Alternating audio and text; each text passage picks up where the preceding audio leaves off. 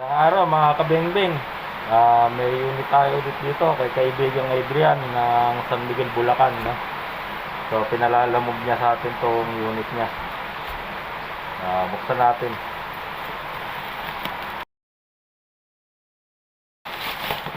Ito yung unit ko, sir.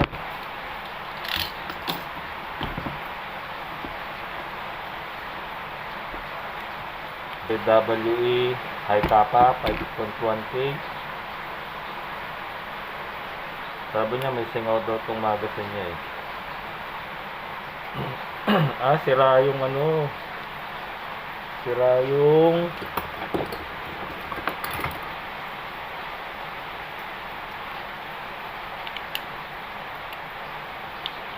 sira ang inlet valve yun. So basag yung inlet valve. Kukuha tayo ng inlet valve, no, mga kabingbing. So ito ipapalit natin, no, mga kabingbing.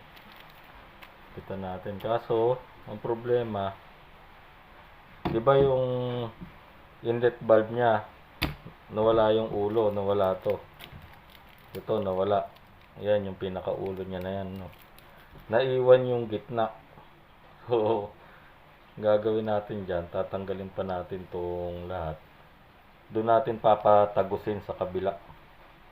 Hindi na natin mabubunot to. Pero try natin kung mabubunot. Tingnan natin, kaso masyadong maliit to eh. Kumbaga sisirain na natin to. Doon, hindi ko alam kung mapapatagos natin o mahihila pa natin dito pabalik. Tingnan natin. Kaso mukhang hindi ikot to.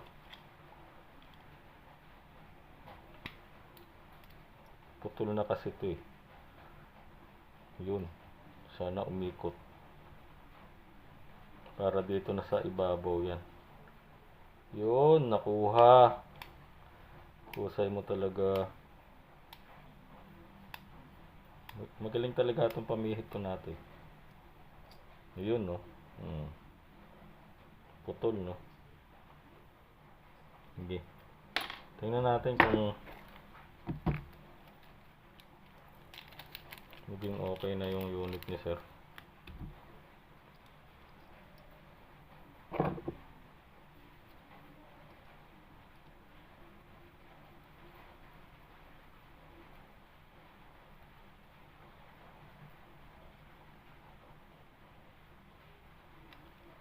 Yan, di ba may ulo na? Sana walang singaw to. Check natin.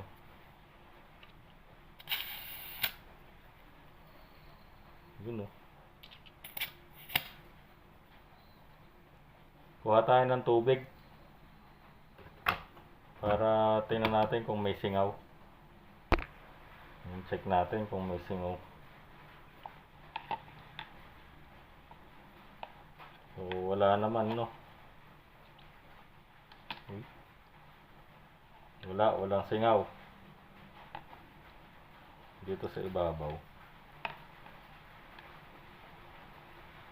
So wala rin. Nalalagas na yung pintura, oh. Testingin natin dito sa unit ni sir.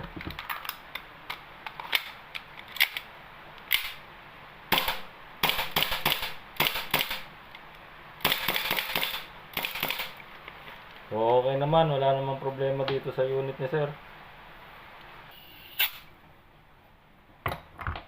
So testingin natin ng may bala.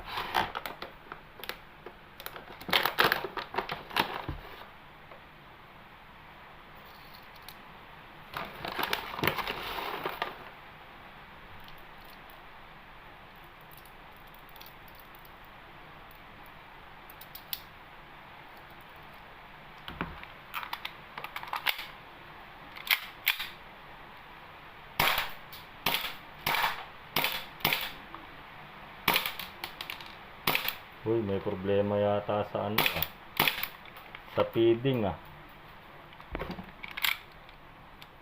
Parang hindi kumukuha ng bala. Bala, oh. Silipin na nga natin to.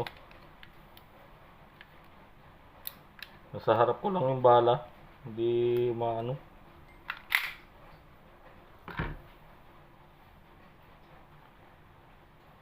Kaya pala naka-forward yung ano niya. Oh. Naka-forward ang kanyang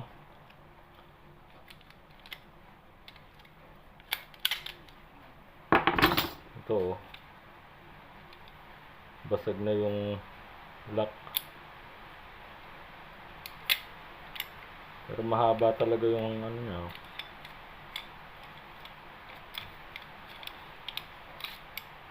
Mahaba talaga yung kanyang barrel. May problema sa feeding yung kanyang unit.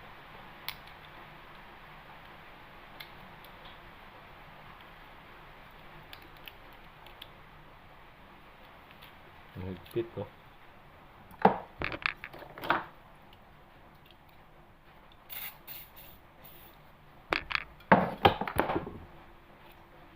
Hindi naglalaro.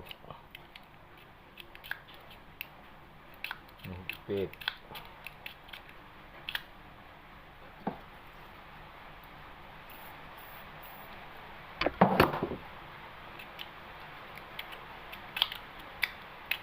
Higpit ang nozzle, ayaw maglaro.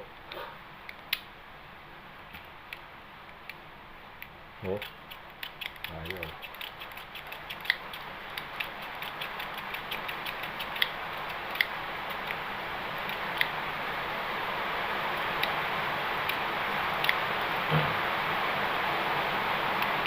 Ayaw.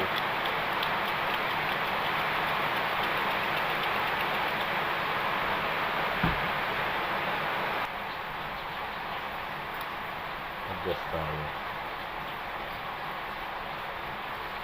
Ito po yung half up niya no, mga kabengbeng. Adjust muna natin. Baka dito lang lagay natin 5 o'clock. Yan. Ito yung tuldok. Yan. 5 o'clock. Ito natin.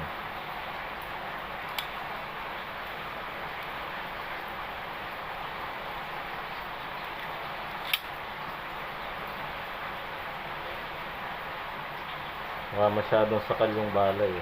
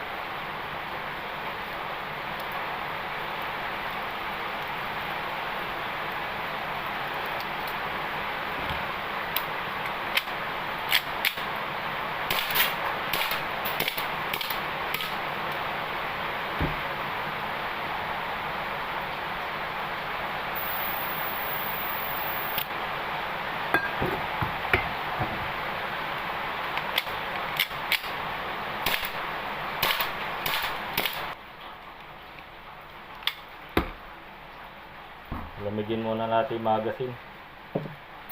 Lumamig na eh. Ay medyo painitin ng konti.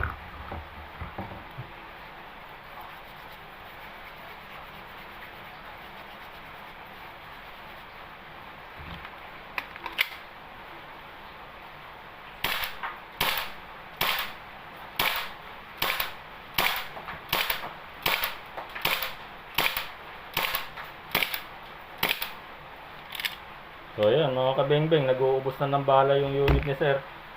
So okay na mga kabengbeng.